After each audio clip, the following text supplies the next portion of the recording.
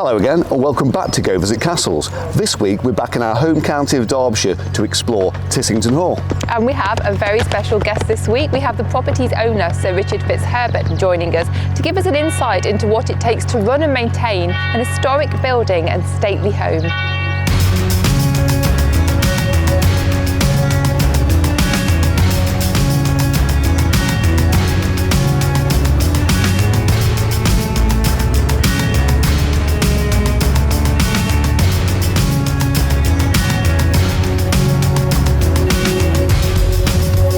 Tissington is named in the Domesday Book as being in the possession of Henry de Ferrers.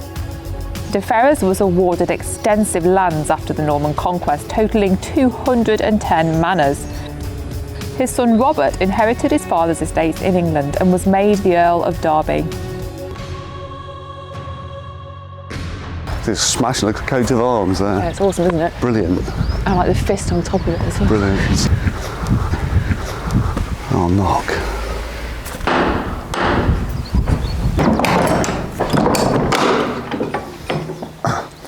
Good morning, Sir Richard. Good morning. Hello. Welcome to Tissington Hall. Would you like to come in? We would love to come in. Okay, come on in. Thank you very much. Wow, this hallway is splendid, isn't it?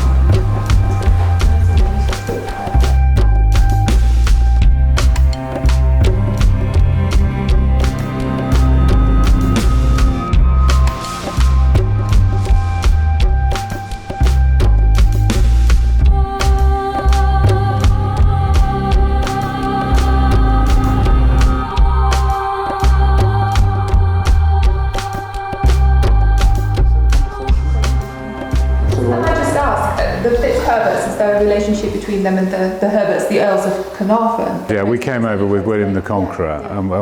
You know, some of my ancestors signed the Magna Carta. I think it was Hubert and Rafe, I think. So how long have you been at Tissington Hall then, Sir Richard, after you inherited? Well, I inherited from my uncle, Sir John Fitzherbert, in 1989 on his death. But the family have been here since for 500 years, over 500 years. The house was built in 1609 by John Fitzherbert to replace the moated manor house that's across the way by the church. But since 1989, I've had a lot of work to do to keep it in good working order. So what sort of condition was the hall in when you inherited, Sir Richard? Well, the house had been lived in quite happily, but it didn't have a family side to it. So our children, Freddie and Francesca, are the first children born here for over 150 years. So they've grown up here. We had to do some plumbing works, some electrical works, and we had to re-roof the house in 1990. That took 6 months. So that's fantastic. So you've really turned it into a family home as well. That's right, although we now share it with quite a few people every year. So I see you've got a rather splendid fireplace in the hallway. Could you tell me a little bit more about this fireplace? It looks very interesting. Of course. Well, this is a fireplace from 1757, and it's local stone from Hopton Wood, which is over by Carsington Water, so only about 5 or 6 miles away. And this dates back 250, 270 years, and we've even got the original receipt to it. So everything is itemised on the receipt, including the mast head, which I believe is this head here with the big nose and the prongs on the head. £1, 1 shilling, and including the delivery charge, which was Mr. Hall's bill, £3, 12 shillings. The whole thing cost £54, 2 shillings 5 halfpenny. That's an absolute bargain. That's right. It's about 150,000 in today's money if you extrapolate it like that. But it's rather magnificent, isn't it? It's beautiful. This hall has totally taken me by surprise. Beautiful, isn't it? It's in the panelling everywhere. Absolutely incredible. Yeah, very detailed, isn't it? I can't believe how many portraits there are in the hall. There's a lot of them. That's superb. Let's go to explore down here. It's just a feast for the eyes, isn't it? Everything.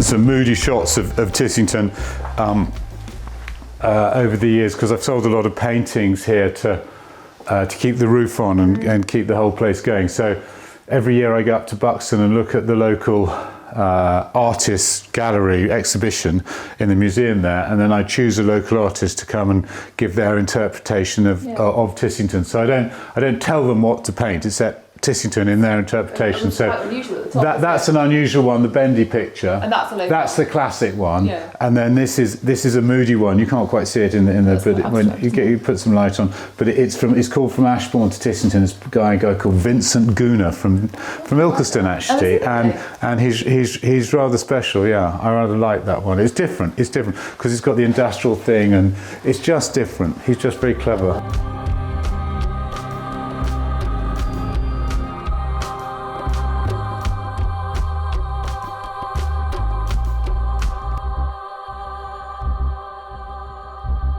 So Richard, if I could ask you about the local tradition of well dressing. I know this is an very old tradition, if I'm correct, going back to sort of Celtic times, but it's something that's now quite unique to Derbyshire. Here at Tissington we have 6 wells that we dress every year at Ascension Tide, and we have 6 teams of about 20 to 30 people that dress all the wells. So someone will do the drawing, then the clay will go on, then the flowers would be put in to create these amazing collages that we put up by the wells. It's a bit Heath Robinson-esque when we put the actual adornments on the wells, but they look fabulous when you step back and see them erected by each well.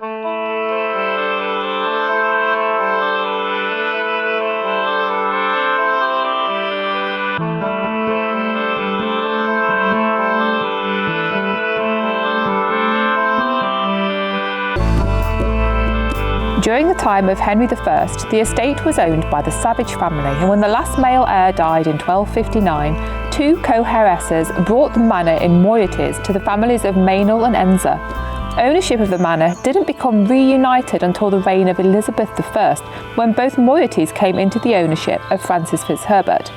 Fitzherbert replaced the old moated manor at Tissington with the beautiful Jacobean manor that we can see today.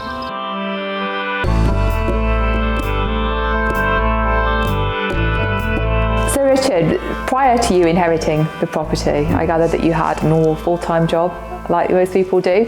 What difference has it made to your life taking on this property, the change of routine to your life, the upkeep that's involved in running a property like this? Well, I mean, I did have a full-time job before I inherited Tissington, and I had a year doing the both. And after a year, I realised that I couldn't do both, so I had to resign my job in London and move up here full-time. And I've been here 33 years now. At the beginning, I didn't think I'd have to open the house to visitors. Now I chair the tourist board for the Peak District, so I know a lot about tourism locally, but more especially I know quite a lot about Tissington and how we work here. But my job is rather unusual, that I own a village. And so the community of the village, all the cottages in the village are part of the estate. I've got to make sure that that works as well. Yeah. And so I don't have people with second homes as tenants. I have people here that will contribute to village life and contribute to the village community. And generally speaking, they all do, and they like living here.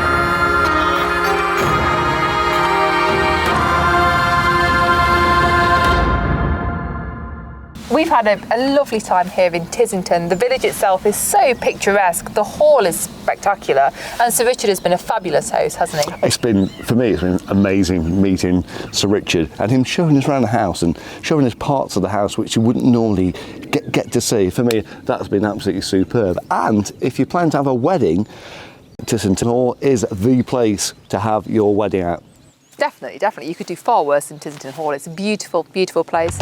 If you've enjoyed this, don't forget to like and subscribe. We'll see you next time.